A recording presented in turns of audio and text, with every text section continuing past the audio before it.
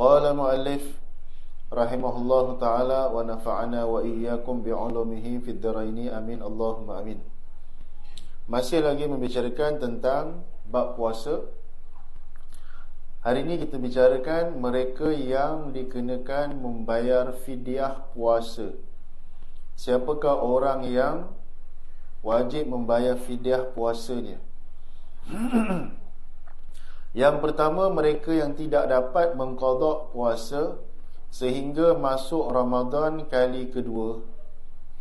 Fidyahnya 1 cupak beras untuk setiap hari yang ditinggalkan di samping mengqadha puasa bagi setahun tertinggal. Kalau tidak diqadha sehingga tiba 2 Ramadan, maka dikenakan 2 cupak, tetapi puasa tetap juga 1 hari, tiada tambahan. Contohnya, pada tahun 2022, tahun lepas, kita ada tinggal 1 puasa, 1 hari puasa tinggal. Tiba puasa Ramadan 2023 baru-baru ni, kita masih lagi tak qadha yang tahun lepas ni.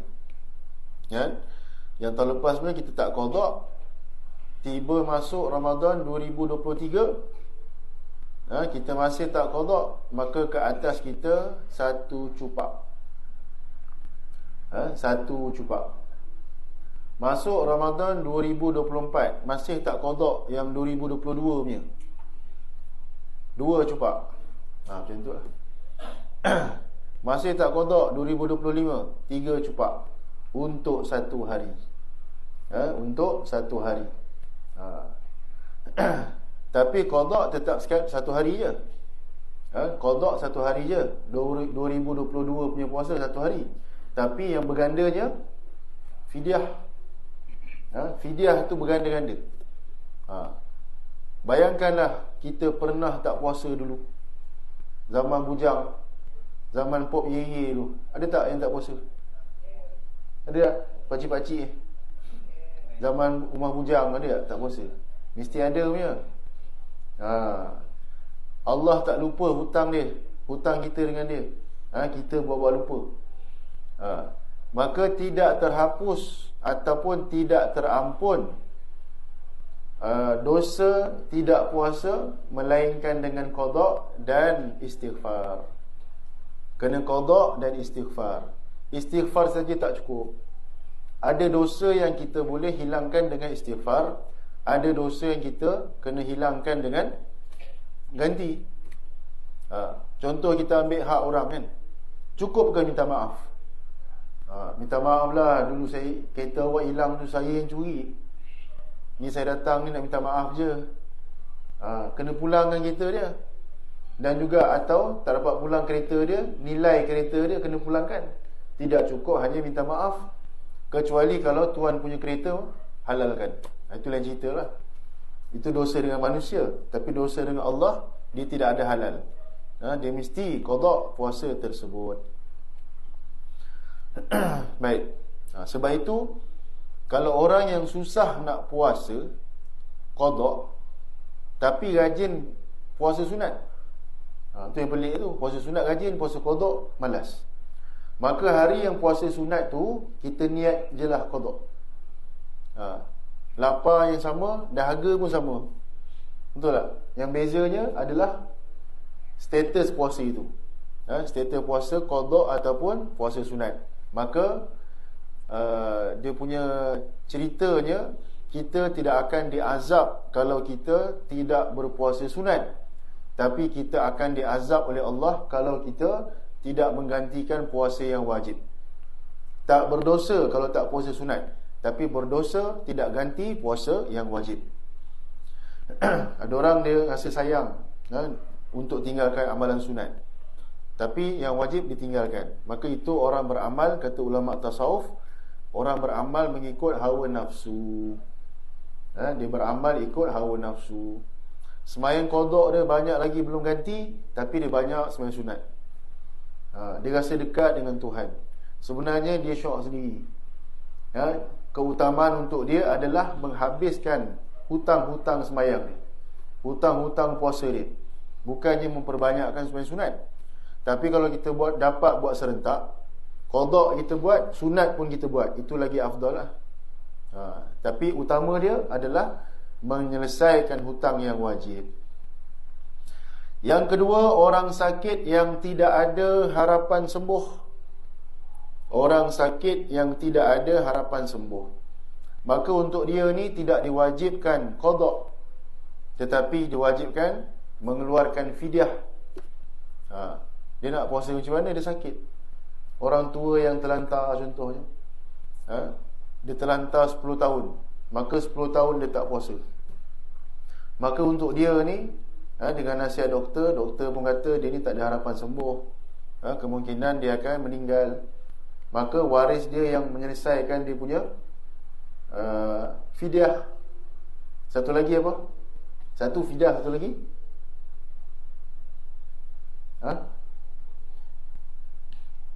ganti puasa tak wajib. Dia nak ganti puasa macam mana? Dia sakit-sakit, dia masih hidup. Dalam bulan puasa bayar fidyah, dan satu lagi zakat fitrah lah. Zakat fitrah lah. Kita ada mak ayah yang terlantar kat rumah kan, kita kena bayar tak zakat untuk dia? Kena bayar lah kan, sebab dia masih hidup. Kena bayar zakat untuk dia. Yang ketiga, orang yang terlalu tua dan tidak terdaya berpuasa. Samalah, nombor 2, nombor 3 tu lebih kurang. Orang yang ada qada puasa. Tapi kalau orang yang memang setiap tahun dia tak puasa sebab sakit atau terlalu tua, maka cupak tu dikalikan dengan 30 hari. Maka pergilah ke pusat zakat. Siapa yang ada masalah tentang zakat, paling terbaik adalah dia pergi tanya kaunter zakat. Jangan tanya ustaz. Kan, kalau ustaz tu memang ustaz zakat tak apa. Kan, kadang-kadang orang bagi soalan kat saya detail betul. Soalan dia Masya Allah. Kadang-kadang soalan tu copy paste. Dia copy kat mana tah, WhatsApp, lepas tu dia hantar kat saya panjang. Dia punya pendek tulisan, ustaz tolong jelaskan. Banyak kerja kita ni. Nak kena. Satu lagi, bukan semua jawapan boleh jawab dalam WhatsApp. Bukan semua jawapan, nanti salah faham, tak cukup. Nak type satu hal kan? Kita lah pergi pasar belikan, tiba-tiba nampak soalan panjang kan. Jadi soalan yang rumit tak boleh dijawab dalam media, dalam handphone. Dia kena telefon ataupun jumpa depan. Itu pun belum tentu lagi faham. Yang keempat, orang yang ada qada puasa tapi meninggal dunia sebelum sempat berbuat demikian, fidyah dibuat oleh kerabat si mati atau diambil. Fidyah dibuat oleh kerabat si mati atau diambil daripada harta pusakanya untuk membayarkan fidyah si mati itu. Berapa hari dia tak puasa, yang waris tahu sahaja. Contoh mak ayah kita kan, kita tahu tak zaman muda mak ayah kita tak puasa berapa hari? Zaman dia rock and roll tu, dia puasa berapa hari tahu tak? Tak tahu. Maka kita wajib bayar yang tahu sahaja. Melainkan kalau dia dah bagi tahu. Dia kata dulu mak akil balik dulu umur 12 tahun. Dulu nenek kau tak pernah ajar mak puasa. Daripada umur 12 tahun sampailah mak dapat hidayah. Tanya pula, mak dapat hidayah bila? Mak dapat hidayah umur, katalah umur 40 tahun. Start 40 tahun baru mak puasa penuh. Fidyah pun tak pernah bayar. Jadi 12 tahun umur sampai 40 tahun. Berapa tahun tu? Berapa? 28 tahun tak puasa. 30 hari kali 28. 30 hari kali 28 tahun. Banyak tu. Yang ganda, yang memang 30 hari tu lain cerita. Yang setiap sehari yang berganda-ganda tu lain cerita. Berganda. Silap-silap jual rumah untuk bayar fidyah, ataupun jual tanah untuk bayar fidyah. Sebab itulah orang yang tak puasa ni dengan sengaja dia adalah orang yang menaruh hutang dengan Allah. Dia menaruh hutang dengan Allah, dan dia menaruh hutang dengan asnaf fakir miskin. Dia kena bayar dengan Allah, dia kena bayar. Dengan fakir miskin pun dia kena selesaikan hutang dia, sebelum meninggal dunia lah. Baik. Satu, yang pertama, ada beberapa perkara yang kita kena tunaikan. Kalau si mati ni ada benda yang tak diwasiatkan pun kita kena tunaikan. Kalau ada satu amalan yang diwasiatkan baru kita buat. Contohnya puasa tadilah. Puasa tadi mak dia tak wasiatkan pun tolong ganti. Walaupun tak diwasiatkan, memang waris kena tolong selesaikan puasa arwah mak dia. Sama ada dia selesaikan dengan puasa juga, ataupun dia selesaikan dengan membayar fidyah. Itu yang pertama. Yang kedua, haji. Contohnya, mak dia memang ada niat nak pergi haji, tabung haji pun ada dah akaun. Tiba-tiba duit dah cukup tu, dah lama dah, tunggu panggilan je. Tunggu panggilan, tak dapat turn, tak dapat peluang, meninggal. Maka anak dia kena buatlah haji badal. Kena buat badal haji lah. Sebab mak dia memang dah niat nak pergi haji, dan anak pun tahu, untuk buat badal haji. Satu lagi, korban. Ni musim korban ni. Banyak orang salah faham bab korban ni. Dia tulis nama arwah kat borang, kan? Hari ni nak buat untuk arwah mak lah, contoh.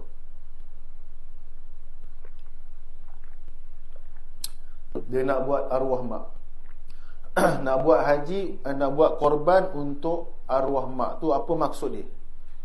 Kalau dia letak nama arwah mak ke, dia letak nama arwah ayah ke kat borang tu, yang dekat papan tanda tu, papan kenyataan tu, adalah konon-kononnya mak dia yang buat korban. Konon-konon arwah ayah dia yang buat korban. Maka korban tu tidak sah. Korban tu tidak sah. Sebab korban ni dia termasuk dalam pembahagian ibadat. Syarat sah ibadat mesti ada apa? Syarat sah ibadat mesti ada niat. Dan niat itu tidak akan berlaku kepada orang mati, kan? Melainkan orang hidup saja. Dia mesti ada niat. Maka niat tu mesti berlaku pada orang hidup, dia tak berlaku pada orang mati. Maka orang yang tulis nama mak atas konon-konon nak belanja mak buat korban, maka tak sah, sebab mak dia dah meninggal. Itu satu. Yang kedua, kalaulah mak dia pernah wasiatkan, dia telah wasiatkan, kata kalau tahun depan kalau mak tak ada, ni duit untuk korban, mak dia sudah niat, ini tahun depan punya korban, ni 700 ni tolong bayarkan satu bahagian untuk mak. Maka barulah sah niat korban tu, sebab dia dah pesan sebelum meninggal. Okey. Yang ketiga, kalaulah anak dia ni buat korban, kemudian dia niatkan pahala untuk arwah, itu pun boleh. Dia niatkan pahala sampai kepada arwah, itu tak apalah, dia sampaikan pahala. Tapi niat korban dia yang buat korban, dia yang mukallaf. Orang mati bukan orang mukallaf. Orang mukallaf mesti hidup, dan niat pun mesti daripada orang hidup. Baik. Yang kelima, perempuan yang mengandung dan perempuan yang menyusukan anaknya perlu mengqadha puasa dan membayar fidyah secupak beras bagi setiap hari yang ditinggalkan sekiranya dia meninggalkan puasa kerana bimbangkan anaknya. Tetapi sekiranya dia takut mudarat pada dirinya, dia hanya wajib mengqadha puasanya. Maksudnya satu orang perempuan ni dia sedang hamil, contoh. Kemudian dia pergi cek dekat doktor kata anak awak ni kurang zat ni, awak ni tak boleh puasa. Kalau awak teruskan puasa nanti anak awak lemah, takut dia meninggal dalam perut, contohnya. maka mak tadi pun dia tak puasa. Dia tak puasa tu bukan sebab dia takut diri dia, tapi dia takut anak dalam perut. Dia takut anak dalam perut, mudarat. Maka dia pun tinggalkan puasa beberapa hari. Maka habis saja puasa, dia kena terus bayar fidyah. Habis dia puasa, dia kena terus membayar fidyah, tak perlu tunggu tahun depan.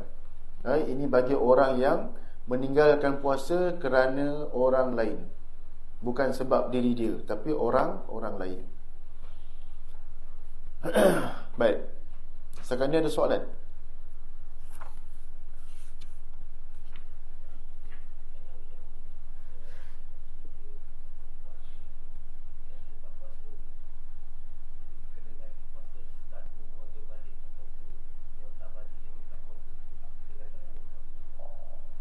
Orang nak qada puasa, orang nak qada puasa ni diwajibkan qada di usia akil balik sahaja. Kalau dia akil balik umur 9 tahun dan 9 tahun tu dia tak puasa, maka dia wajib qada puasa yang 9 tahun tu lah. Kecil lagi ustaz, dia bukan kira kecil, dia kira dah akil balik. Balik ni artinya orang yang sudah sampai umur sekurang-kurangnya 9 tahun atau ke atas. Dalam mazhab Syafi'i, satu orang perempuan yang keluar darah ketika umur dia genap 9 tahun Qamariah, maka dia sudah dikira akil balik. Lelaki yang keluar mani genap umurnya 9 tahun Qamariah bulan Hijrah, maka lelaki itu sudah dikira akil balik. Kurang-kurangnya umur 9 tahun. Sebelum 9 tahun tak dikira apa-apa. Kalau perempuan tu dia akil balik umur dia keluar darah haid umur 8 tahun. Muslimat, ingat lagi tak pengajian kita dulu? Dah lama tak mengaji. 8 tahun tak dikira apa-apa akil balik. Lelaki keluar mani umur 8 tahun tak dikira. Dikira 9 tahun dan ke atas. Jadi kita qada lah seingat mungkin. Sebab ada orang kata, tapi tak ingat ustaz berapa hari saya tak puasa dulu, tak ingat. Mana boleh tak ingat? Setiap orang dia mesti ingat.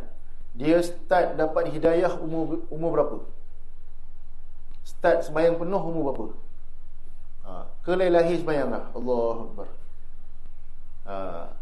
Mesti ada zaman jahiliah sekejap, kan? Zaman kegelapan, zaman tak pakai tudung, zaman pakai seluar pendek, kan? Zaman menyintai orang mandi, zaman tu. Mana puasa zaman tu? Kan? Mana semayang masa tu? Curi pokok mangga rumah orang. Orang semayang mana curi buah orang? Kan? Mesti ada zaman tu. Umur berapa tu? Dan start dah solat penuh 5 waktu, start bila? Puasa penuh, start bila? Kan? Mesti kita kena ingat. Baik. Kemudian kafarah bersetubuh bulan Ramadan. Orang yang bersetubuh pada siang hari bulan Ramadan, maka kedua-dua suami isteri tersebut perlu mengqada puasa berkenaan, dan suami wajib membayar kafarah denda seperti berikut. Baik, sebelum tu kita nak tahu apakah definisi bersetubuh. Saya faham semua dah kahwin dah. Bersetubuh ni artinya suami dia memasukkan zakarnya ke dalam faraj isterinya. Dia memasukkan zakarnya ke dalam faraj isterinya. Itu baru dipanggil bersetubuh. Kalau setakat dia hanya menggeser-geser di pintu faraj isteri dia, itu belum dipanggil bersetubuh, walaupun keluar mani. Keluar mani itu bab lain. Bersetubuh bab lain. Bersetubuh bila masuk je zakar ke dalam faraj isteri, walaupun belum keluar mani, automatik sudah dikira kafarah. Tak keluar-keluar mani 5 jam dah, kan? Tak keluar langsung air contohnya, maka suami tersebut dia kena kafarah, isteri pun kena qada puasa untuk hari itu. Tapi perempuan dia kena kafarah 1 hari je. Lelaki kena 2 bulan mandatory. Kena 2 bulan. Padahal punca isteri tu yang salah, Kan, dia pakai berkemban kat rumah, siapa suruh? Dia goda suami dia, siapa suruh? Contoh, tak kira siapa punya punca, lelaki tetap kena 2 bulan berturut-turut. Baik. Orang yang bersetubuh di siang hari, dendanya memerdekakan seorang hamba mukmin lelaki atau perempuan, sekiranya tidak mampu ataupun sekiranya tidak lagi berlaku.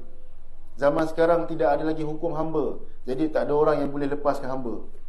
Okey, nombor 1, tak valid. Yang kedua, berpuasa 2 bulan berturut-turut tanpa terputus. Ni mungkin boleh kalau tidak berdaya memberi makan kepada 60 orang fakir miskin. Orang pun menyelat, dia pun bagi makan fakir miskin saja. Apa maksud tidak berdaya? Kena tahu dulu kenapa tak berdaya. Dia malas lain, tak berdaya lain. Saya tak boleh lah, saya tak boleh puasa. Apa tak nak puasa? Saya tak boleh puasa. Pagi-pagi saya kena mau Nescafe 1 gelas, dengan capati kambing. Kalau tidak kan saya tak boleh diam. Itu bukan orang tak berdaya, itu orang malas puasa. Memang tekak kuat makan, nak buat macam mana? Jadual perut dia pagi mesti makan, tengah hari kena makan, petang kena makan.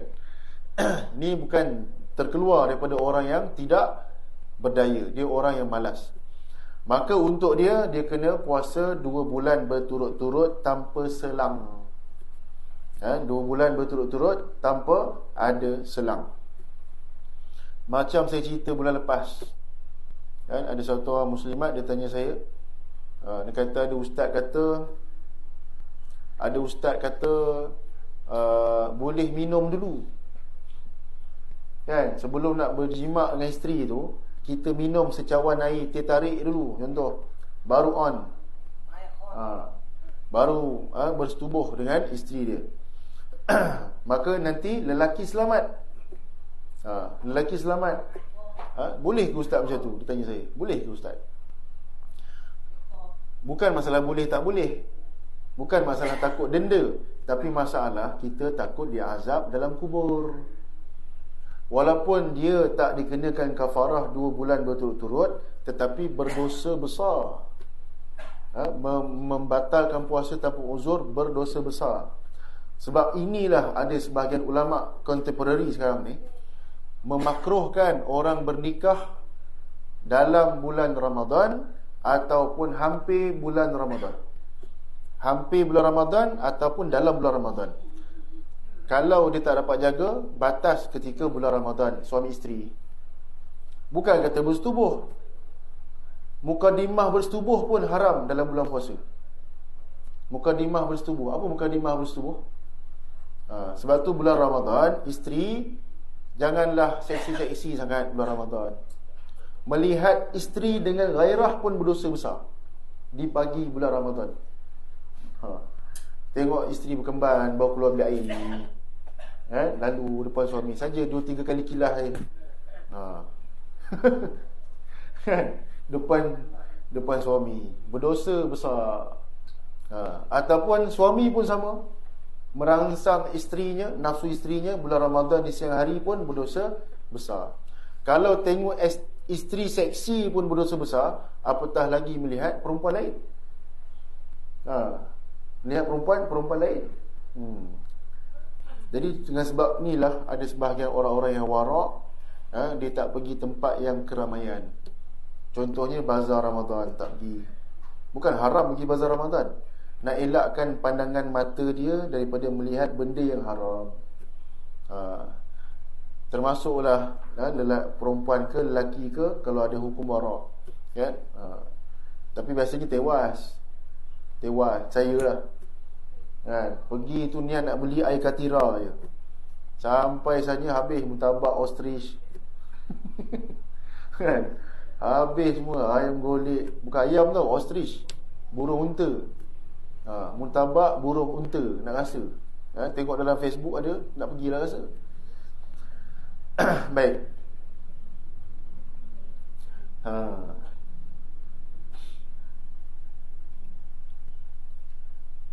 Bagaimanapun jika bersetubuh itu dilakukan kerana terlupa, jahil tentang haramnya atau dipaksa ke atasnya, tidaklah wajib kafarah 2 bulan, cuma hari tu punya puasa batal. Boleh tak berlaku bersetubuh tanpa sedar? Boleh tak? Ataupun siapa sini ada pengalaman bersetubuh berlaku tanpa sedar? Mengigau, isteri mengigau, suami pun mengigau, jima'. Boleh ke macam tu? Pernah berlaku tak seumur hidup? Tak pernah. Ya?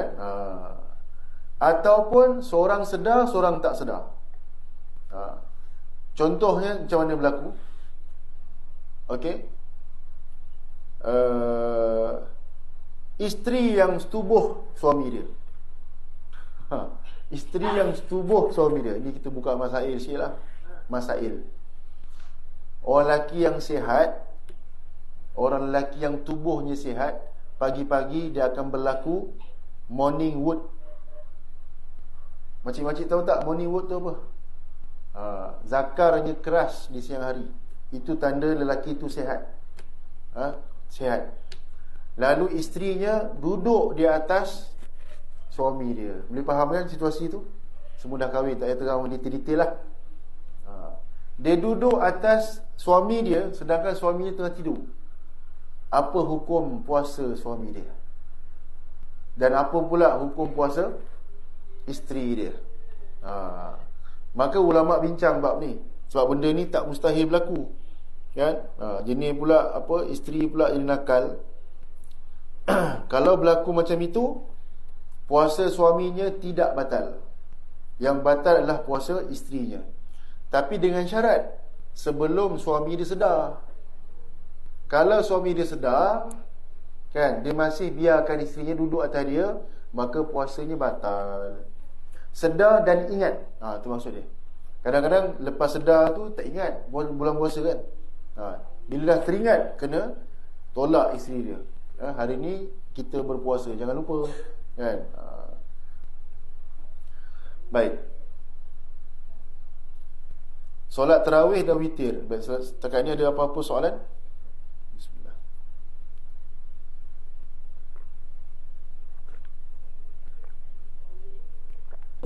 Okay, semua boleh faham Solat tarawih dan witir. Tarawih daripada perkataan istirahah, artinya rehat. Solat yang rehat. Witir dalam bahasa Melayu artinya ganjil. Maka melaksanakan solat tarawih adalah antara amalan-amalan yang begitu dituntut sunat muakkad dalam bulan Ramadan. Ia boleh dilakukan secara berseorangan di rumah maupun berjemaah di masjid dan surau. Sabit daripada hadis Nabi SAW, man qama Ramadan imanan wahtisaban ghufira lahu ma taqaddama min dhanbihi. Barang siapa yang tegakkan solatul qiyam. Solat qiyam ni artinya solat tarawih di bulan Ramadan, penuh keimanan kepada Allah.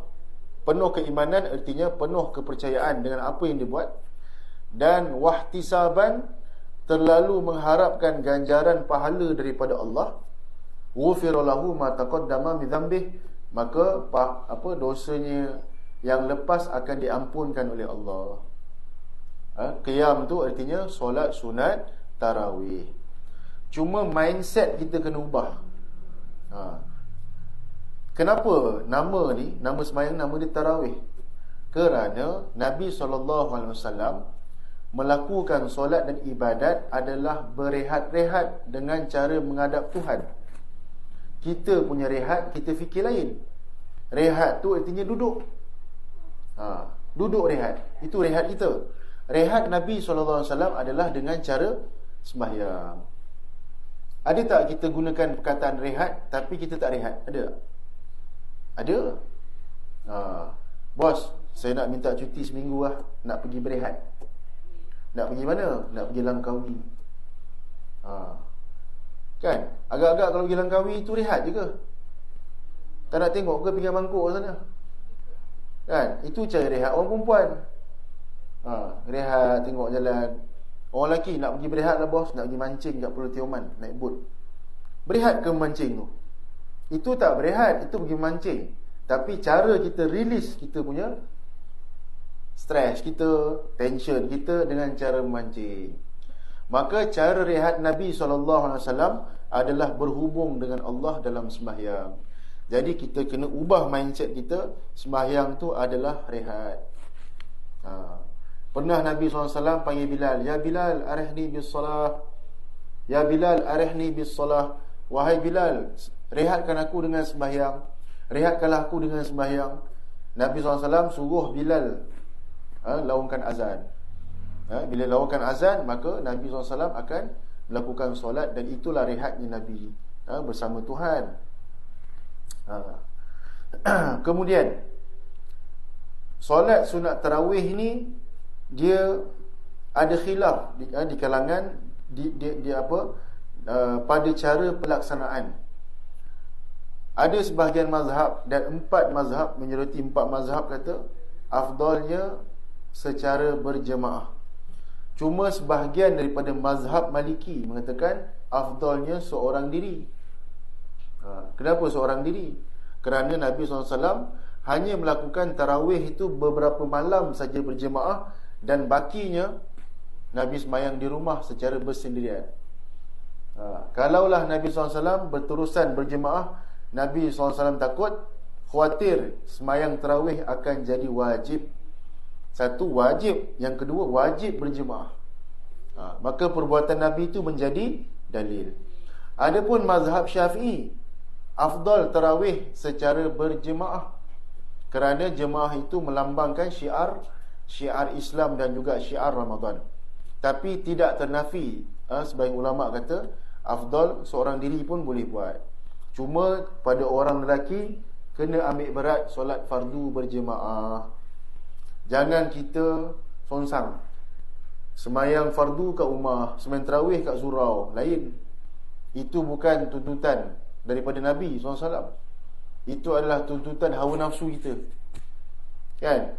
Semayang maghrib kat rumah, semayang asar kat rumah, semayang zuhur kat rumah, tapi isyak tarawih semangat kat surau.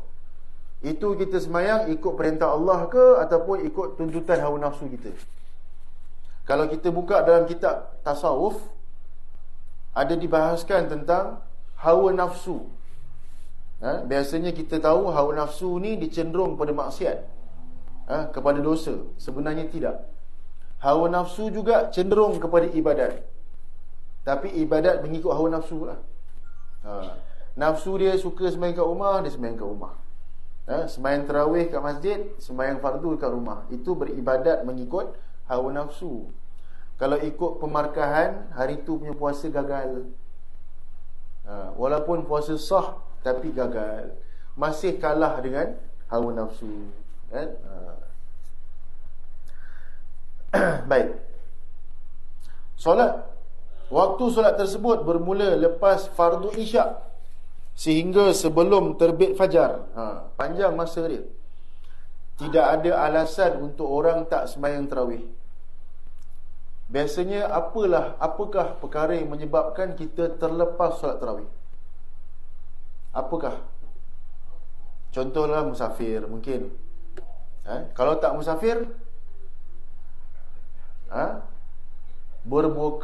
dia panggil iftar jama'i, berbuka puasa secara beramai-ramai, jumpa kawan lama, reunion, bersembang. Lepas maghrib, tadi maghrib berjemaah, tapi isyak tarawih lewatkan sikit. Bila lewat, kepala pun dah penat, perut pun dah kenyang, balik, kan? Lalu depan masjid, dah habis tarawih dah. Orang dah habis tarawih dah, tak sempat nak datang tarawih. Siapa kata tak sempat? Tak subuh lagi. Subuh tak masuk lagi, tarawih masih ada, boleh buat kat rumah. Rugilah bagi orang yang tinggalkan solat sunat tarawih bulan Ramadan, sebab dia setahun sekali. Cuma tarawih setahun sekali tu, dia adalah latihan ataupun tarbiyah kepada kaki-kaki orang yang liar nak datang masjid. Liar datang masjid, training dia adalah tarawih. Tapi orang tak nampak tu training, orang nampak setahun sekali. Habis je tarawih, dah tak datang surau. Salah faham kat situ. Bila bola tarawih, sibuk nak pergi masjid. beli kain belekat baru lah. Yang perempuan boleh telekung. Perempuan tak apalah, sembahyang kat rumah, lelaki. Bila habis je Ramadan, dia pun kuyup. Bila tarawih ada balik. Itu salah faham tu. Tak kena betulkan. Ambil berat solat fardu, bukan tarawih sebenarnya. Satu lagi, bagi orang yang bermusafir 2 marhalah. Musafir 2 marhalah yang boleh buat jamak qasar. Di bulan Ramadan dia bermusafir 83 km atau ke atas. Orang yang musafir ni dia boleh buat tarawih selepas dia jamakkan maghrib isyak dalam waktu maghrib. Contohnya dia sembahyang maghrib. Maghrib masuk 7:20. Kan? 7:20 dia sembahyang maghrib lah. Allahu Akbar dekat RNR. Lepas habis maghrib apa semua dalam 7.30 habis. 20 10 minit 7.30 lah habis solat maghrib macam tu. Lepas tu dia pun buat sembahyang isyak pula. Jamak 2 rakaat sembahyang isyak. Habis 7.40. Lepas habis sembahyang isyak dia boleh terus buat tarawih. Sebab syarat solat sunat tarawih adalah selesaikan isyak. Maka isyak dia dah selesai. Dia tak perlu tunggu waktu isyak. Dia terus boleh buat solat sunat tarawih kat situ juga. Sedangkan azan isyak belum masuk waktu. Ni pelik sikit lah. Jarang orang buat. Kalau orang dia salah faham, dia tunggu waktu isyak, tunggu isyak. Padahal boleh dah buat sembahyang tarawih selepas dia buat solat isyak. Umumnya umat Islam di Malaysia mendirikan solat sunat tarawih sebanyak 20 rakaat. Ya ke? Mana ada? 20 rakaat ini masjid yang buat. Orang dalam masjid tetap buat 8. Sallu alaih. Keluar habis semua. Tinggal satu saf. Kan? Yang balik itu bukan balik, dia duduk tertarik kat belakang. Kan? Rugi umur lah. Bagi saya lah, orang macam ni rugi umur. Dia berpuluh tahun dah buat sembahyang 8 rakaat. Allah bagi umur lagi, masih buat 8. Berkesempatan sembahyang di masjid yang 20 rakaat pun tak nak 8 juga. Apa dalam pemikiran ni? Janji buat. Kalau kita duduk sembahyang belakang orang yang buat 8, kita buat 8, tu mungkin lah. Dah tak ada semangat lah. Tak ada orang nak buat 20, kita pun balik lah. Ini imam buat 20, kita masih buat 8. Apakah dosa kita yang menyebabkan kita jadi malas? Sedangkan kita tak ada urusan, uzur apa pun tak ada. Free, tak ada apa pun. 20 rakaat ni habis pukul berapa? 10.30 habis. Kita dah tidur ke 10.30? Tapi memang mujahadah lah, saya tak nafikan lah. Saya masa tarawih baru ni saya dekat Kelantan.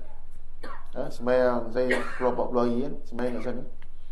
Masuk je rakaat yang ke 15. Hilang ada. Kan, tahiyat kejap baca, kejap berhenti. Kelantan musim panas. Dia punya penat tu lain macam tu. Kan, masuk je rakaat yang ke 18, ke 19 kan. Tekak ni dah memanggil-manggil Nescafe dia panggil. Dia tarik. Kesukaran dan kepahitan itulah yang kita nak kena lawan. Kalau tak lawan, kita akan manjakan nafsu kita ni sampai bila-bila. Dan nafsu kita sampai bila? Sampai kita mati, kita manjakan nafsu kita. Rugi. Baik. Cara mengerjakannya adalah dengan 2 rakaat satu malam, sehingga genap 20 rakaat. Walau bagaimanapun ada juga yang melaksanakan sebanyak 8 rakaat sahaja. Cuma saya punya solution lah bagi orang yang malas buat 20 rakaat ni. Kalau kita tak boleh buat semua, jangan tinggal semua. Okey. Kalau kita tak mampu berdiri dah buat 8, buat 11 dah tak mampu dah, kita duduklah pegang tasbih zikir, pegang tasbih selawat, pegang tasbih istighfar, ada pahala. Ataupun buka Quran baca. Jangan kita biarkan dah malas tu malas balik. Balik rumah tengok TV, balik rumah tengok handphone, lagi buang masa. Kan, sedangkan kubur kita dah manggil-manggil. Dosa-dosa kita banyak belum dikafarahkan lagi. Jadi kita perbanyakkan ibadat supaya Allah deletekan dosa-dosa kita dengan ibadat yang kita buat. Lebih-lebih lagi di bulan Ramadan. Mudah-mudahan insya-Allah. Baik, dah ya. Ada soalan lagi, Bang? Ha? Lagi 2 minit. Okey, ada soalan 2 minit.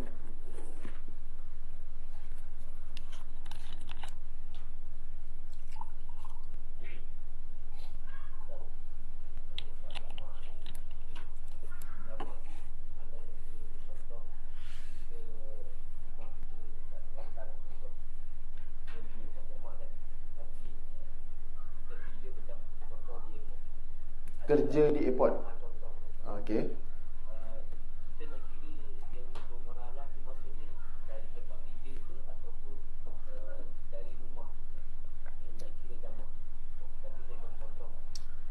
Ke mana?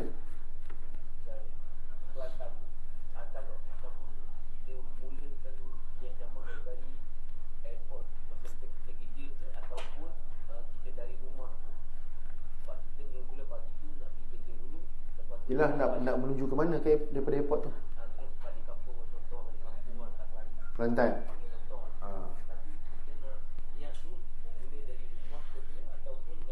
Dari tempat kita bermukim lah, rumah lah. Tapi kalau ke Kelantan, apa beza daripada rumah ke airport? Dua-dua jauh kan?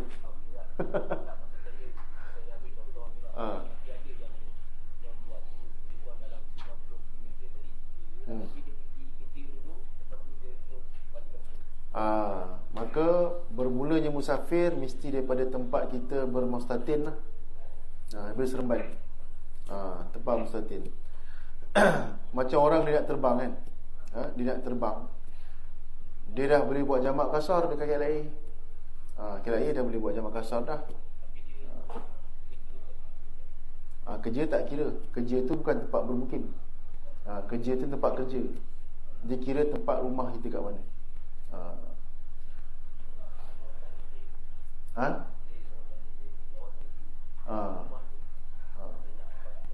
Okey, ada satu lagi masalah. Contohnya seorang suami dia ada 4 orang isteri. Seorang kat Seremban, seorang kat JB, seorang kat Penang, seorang kat Kelantan. Manakah tempat bermukim dikira mukim suami dia?